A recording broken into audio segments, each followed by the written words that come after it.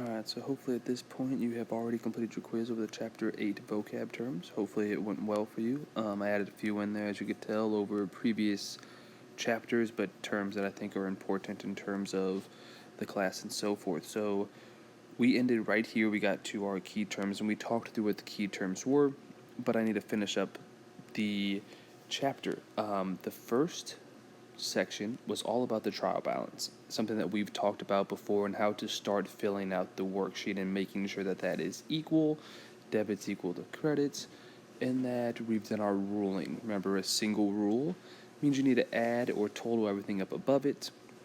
A double rule means these are equal, I am done.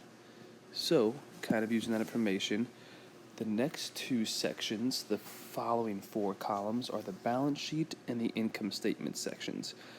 And the balance sheet and income statement are prepared at the end of the accounting period, and they're both organized on the worksheet. So we're going to have trial balance as the first two columns, income statement as the next two columns, and the balance sheet the last two columns on the worksheet. And so the balance sheet section, remember, those are our permanent accounts. Okay, so amounts are transferred or extended from the trial balance section for these account types. It's the assets, the liabilities, and the owner's equity. And here in a little bit, I'm going to tell you a really easy kind of cheat to be able to figure out which accounts go to the balance sheet and which accounts go to the income statement columns. What type of accounts are assets, liabilities, and owner's equity? So like I said, those are permanent accounts.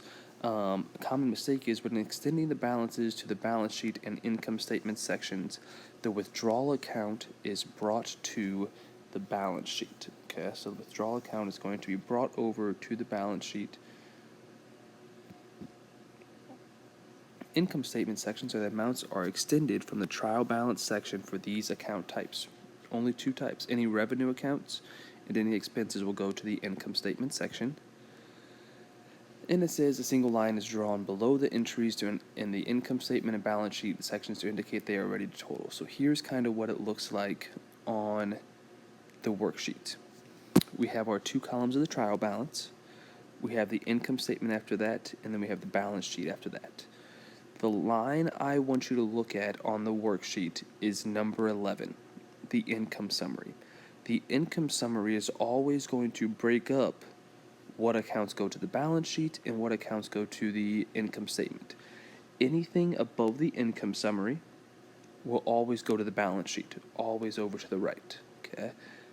Anything below the income summary is going to go to the income statement. Okay, so that income summary account, that's kind of like your breaking point. Anything above it's got to go to balance sheet.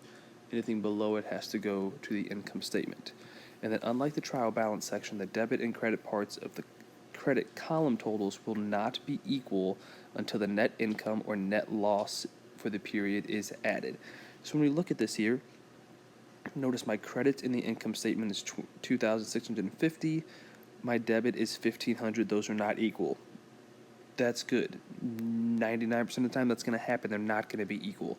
And again, that's where we're going to find our net income or net loss. The difference, though, between the income statement debit and credit parts and the balance sheet's debit and credit parts should be the exact same. All right, and we'll see that here in a second. We've talked about the matching principles are used by managers for giving a reliable measure of profit and making future business decisions. And like we said, it's the principle requiring that the expenses incurred in an accounting period are matched with revenue earned in the same period. After the income statement section columns have been totaled, total expenses, which is your debit column, are subtracted from the total revenue to find the net income. Net income is the amount of revenue that remains after expenses for the period have been subtracted. Net income for the company is entered as a debit at the bottom of the income statement section of the worksheet. And so I got an example here. All right, if it's a net income, we're going to add whatever the net income is, which in this case it was $1,150, to the debit column. All right, just remember we want our columns to be equal. We need our debit columns to equal our credit column.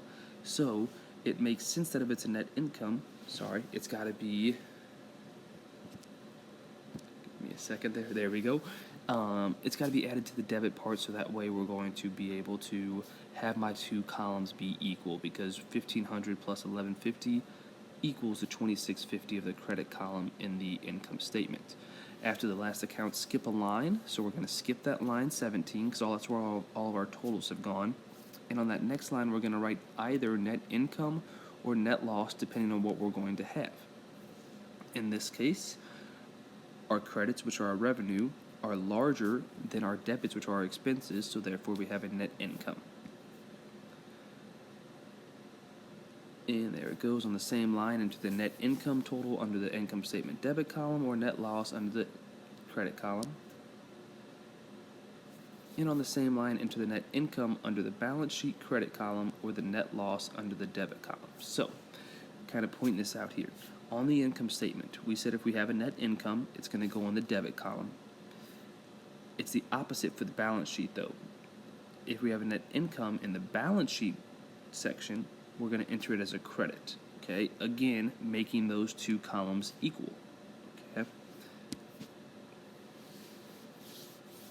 So why is the net income also shown in the balance sheet section? Well, a few reasons. Revenue expense accounts are temporary accounts. Revenue increases capital, while expenses decrease capital.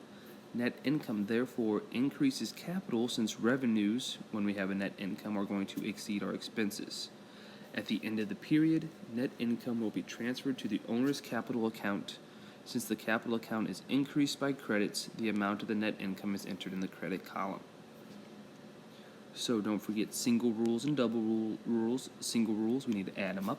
Double rules means I'm done, everything is equal, we can move on to the next part. So part D, which is shown up here, we're going to draw a single rule across the 4 income statement and balance sheet columns below the net income amount, or net loss, if you see it down below.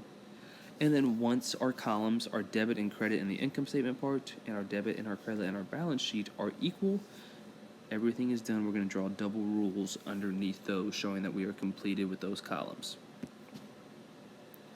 Showing a net loss decreases owner's equity. This decrease will eventually be shown as a debit in the capital account.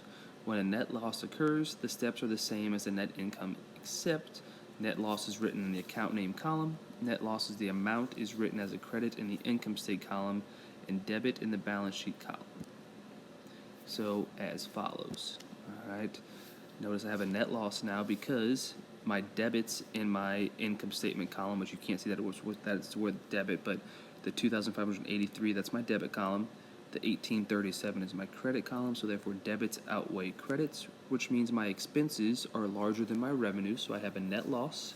So that's going to be shown in my credit column of my income statement and my debit column of my balance sheet.